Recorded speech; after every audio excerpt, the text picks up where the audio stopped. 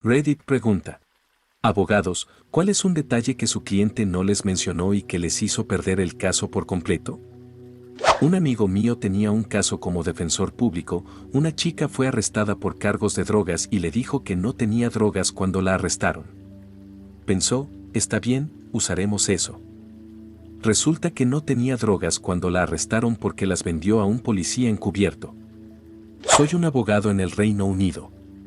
Actué para un miembro de un famoso grupo de caza de pedófilos.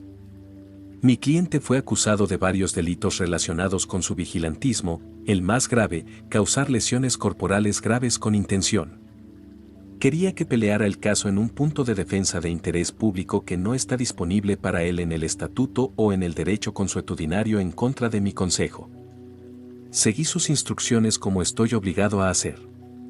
Si el Estado no castiga a los pedófilos adecuadamente, entonces hombres como mi cliente deben tomar la ley en sus propias manos. Un argumento de mierda por una gran cantidad de razones. Su computadora portátil fue incautada por la policía y enviada para un examen forense. Tenía una base de datos asombrosamente grande de pornografía infantil. Él mismo era un pedófilo masivo. Un amigo mío es abogado defensor. Estaba representando a un tipo con un largo historial por agresión. Básicamente, este tipo tomó una unidad de aire acondicionado y se la arrojó a su novia. Mi amigo me dice que pudo obtener un acuerdo de culpabilidad por 1 año de libertad condicional sin tiempo en la cárcel. El juez está listo para aceptar el trato cuando le pregunta al acusado si tiene algo que decir. El acusado responde, sí, no sé por qué me acusan de agresión, nunca la toqué. Acabo de tirarle un aire acondicionado. Esto es una mierda. El juez rescindió el acuerdo de culpabilidad debido a la actitud y falta de remordimiento de los acusados, fue a juicio y obtuvo 1 año de cárcel.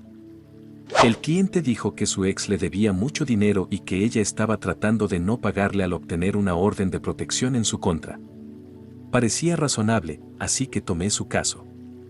En la audiencia salió que nunca fueron pareja, que él le enviaba semanalmente juguetes sexuales a su residencia y que ella nunca le pidió los miles de dólares que le dio a lo largo de los años. Era una stripper la que le daba el dinero y los juguetes sexuales. Perdimos, se rieron de él fuera de la corte y aprendió una lección valiosa. Dígale a su abogado lo bueno y lo malo antes del juicio.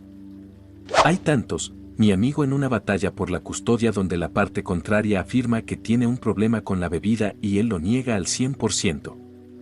Incluso después de la conversación real que tuve con él pidiéndole que no me oculte una mierda y, para ser honesto, vamos a la corte y en el contrainterrogatorio, la parte contraria proporciona evidencia en video de él terminando el trabajo, conduciendo a un estacionamiento abandonado para beber algunas bebidas alcohólicas y luego ir a recoger a su hijo de la escuela.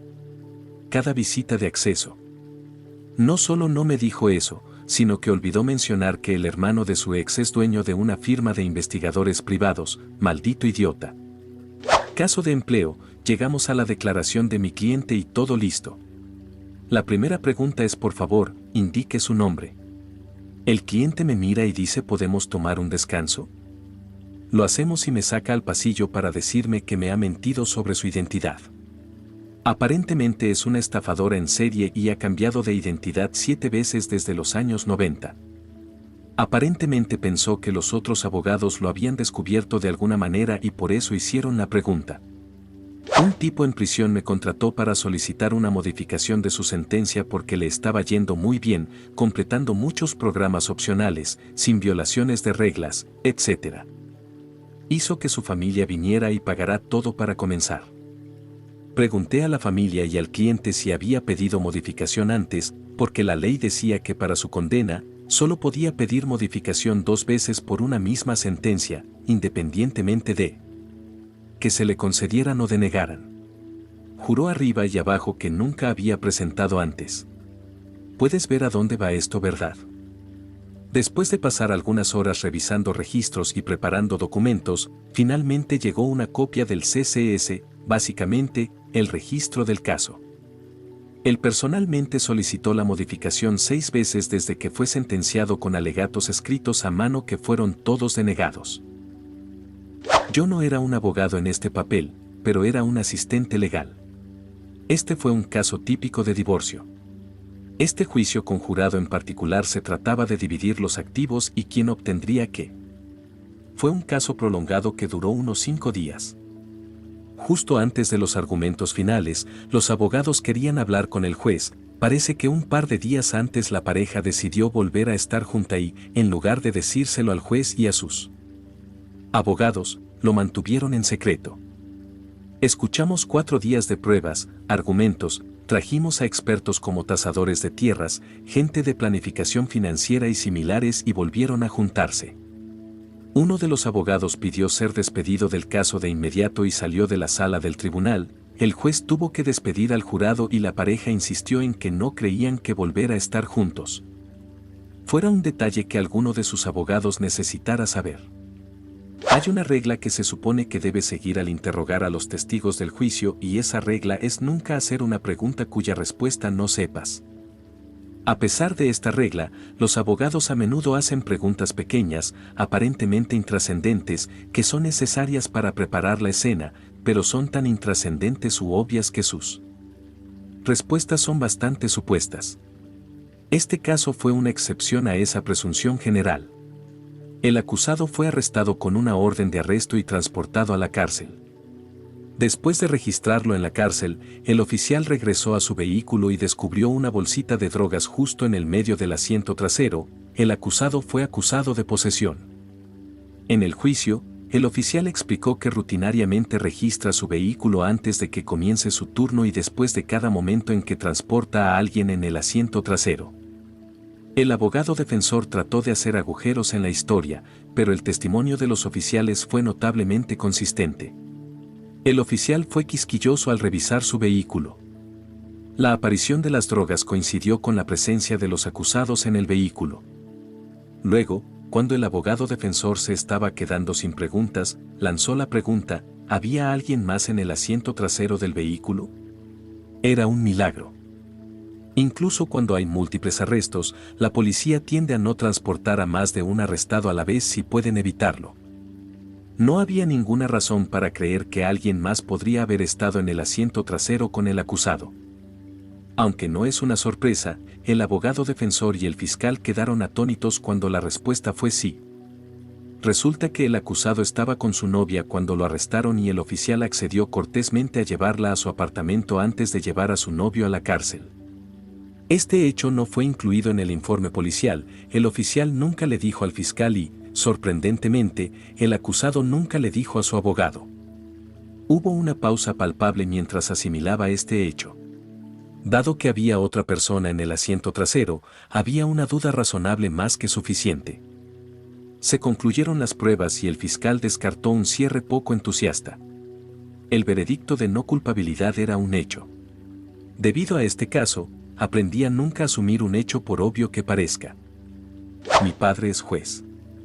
Lo recuerdo hablando de un caso en el que una mujer estaba demandando por una lesión grave en la espalda que, según dijo, le impedía trabajar y cuidar a sus hijos, etc.